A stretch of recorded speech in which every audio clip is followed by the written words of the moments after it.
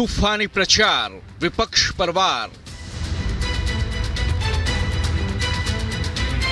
मोदी का मिशन, विपक्ष को टेंशन।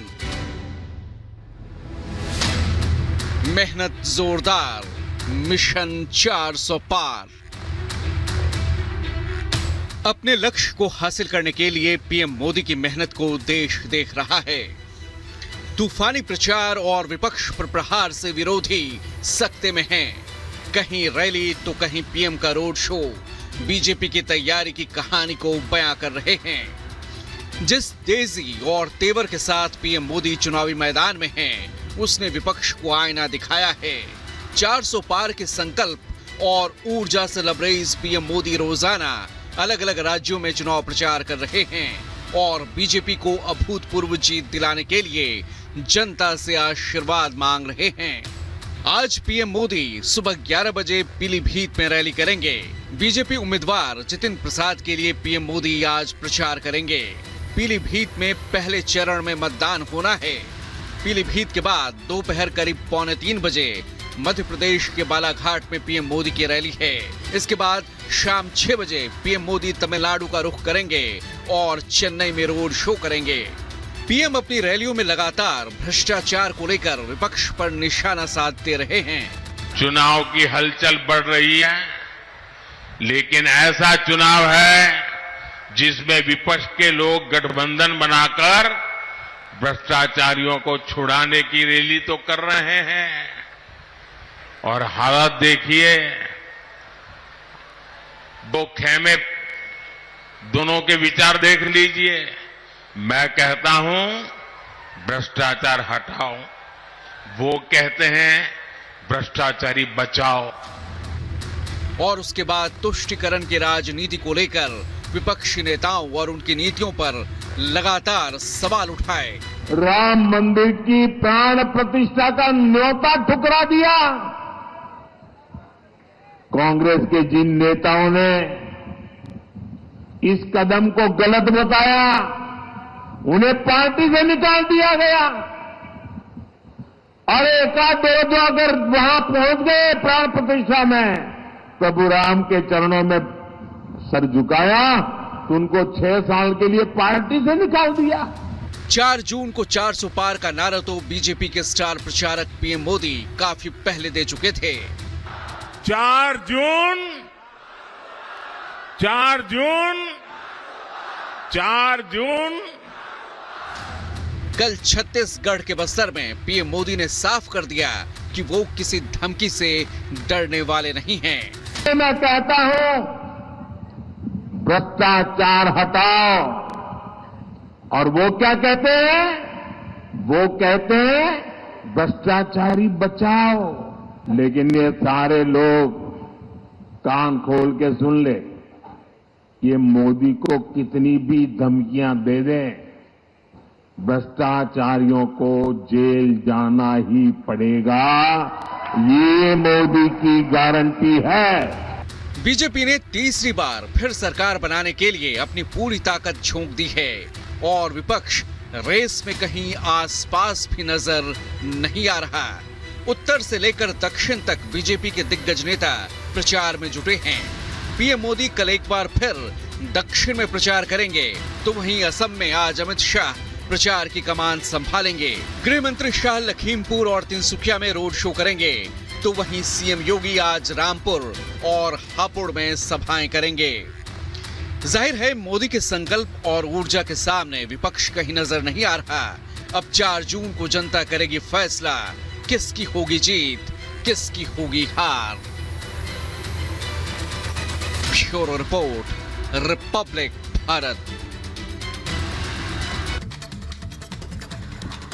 और बिहार की पूर्णिया सीट पप्पू यादव के लिए कुछ आग का तारा इस तरह से बन चुकी है कि कांग्रेस के दबाव के बावजूद वो निर्दलीय चुनाव लड़ने से पीछे नहीं हटे। और आपको बताते चले कि चुनाव आयोग ने उन्हें कैची छाप सिंबल दिया है। देखिए रिपोर्ट।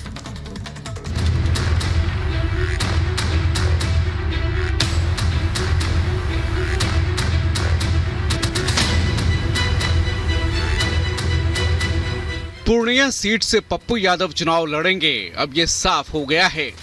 नामांकन वापस लेने की आखिरी तारीख तक पप्पू यादव ने कांग्रेस के दबाव के बावजूद चुनाव से अपना नाम वापस नहीं लिया और साफ कर दिया कि वो पूर्णिया सीट किसी भी हालत में नहीं छोड़ेंगे। हाल ही में कांग्रेस का दामन थामने वाले पप्पू यादव को चुनाव आयोग ने बतौर निर्दलीय उम्मीदवार कैंची सिंबल दिया है। पप्पू यादव अब कैंची सिंबल के साथ चुनाव मैदान में ताल ठोकेंगे। सिंबल मिलने के बाद पप्पू यादव ने सोशल मीडिया एक्स पर लिखा, पूर्णिया के सम्मान में पप्पू मैदान में, अहंकार टूटेगा पूर्णिया जीतेगा। पूर्णिया की जनता की आवाज नंबर 6 कैंची छाप। दूसरे सोशल मीडिया पोस्ट में पप्पू यादव ने लिखा कि तारीख 26 नंबर 6 पूर्णिया की होगी जय। चलेगी कैंची, नफरत को काटेंगे, मोहब्बत जीतेगा, दूर करेंगे पूर्णिया लोकसभा क्षेत्र के विकास की बाधा। पप्पू यादव, बीमा भारती और बीजेपी उम्मीदवार तीनों पूर्णिया सीट पर अपनी जीत का दावा कर रहे हैं। पूरे कांग्रेस के वर्कर चाहते थे कि मैं लड़ूं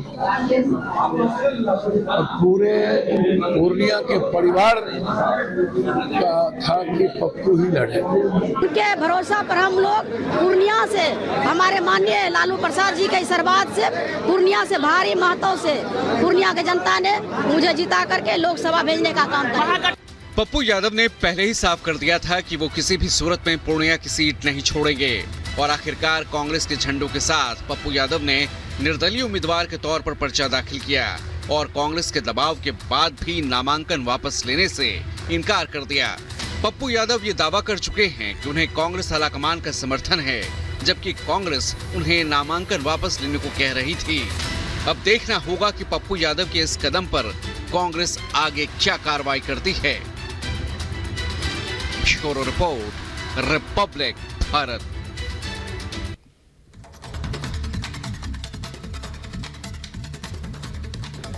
देश भर में अपनी मीठी बोली और मखाने के लिए मशहूर मिथिलांचल में आखिर सियासी रंग कैसा है? वहां की जनता आखिर किसे अपना नेता चुनने जा रही है? वहां की जनता आखिर सियासी चर्चाओं में किसका जिक्र कर रही है? ये जानने के लिए हमारी टीम दरभंगा पहुंची और वहां के सियासी समीकरणों को जानने की कोशिश की। देखिए रिपोर्ट।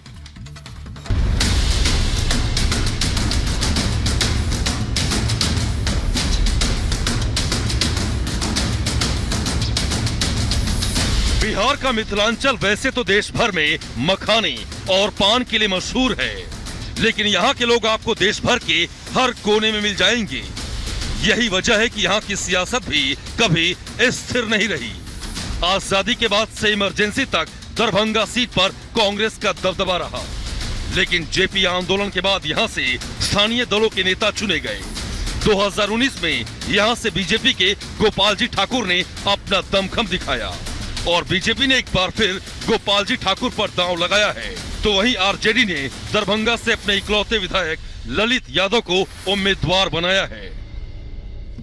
दरभंगा लोकसभा क्षेत्र जहां 2024 का रण एक बार फिर दिलचस्प होने वाला है। 2019 में यहां से गोपाल जी ठाकुर कैंडिडेट बने और जीत का परचम लहराया है और इस बार मुकाबला उनका गोपाल जी ठाकुर का इस बार ललित यादव से है। ललित यादव महागठबंधन और आरजेडी के उम्मीदवार हैं। सीधा मुकाबला इस सीट पर शुरुआती दौर से देखें तो बीजेपी और आरजेडी के बीच रहा है और वही कड़ा मुकाबला इस बार भी देखने को मिलेगा। दरभंगा जिले का सियासी समीकरण देखा जाए तो यहाँ कुल 6 विधानसभा सीटें हैं, जिनमें से 3 सीटों पर बीजेपी, 2 सीटों पर जेडीयू और 1 सीट पर आरजेडी का कब्जा है। ऐसे में देखा जाए तो 5 सीट एनडीए के खाते में है।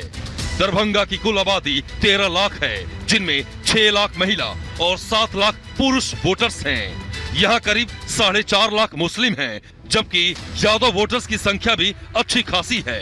यहाँ ब्राह्मण वोटर्स की संख्या भी करीब 3 लाख है। राजपूत और भूमियार वोटर्स भी 1-1 लाख हैं। इसके अलावा सहनी और दलित वोटर्स भी अच्छी खासी संख्या में हैं।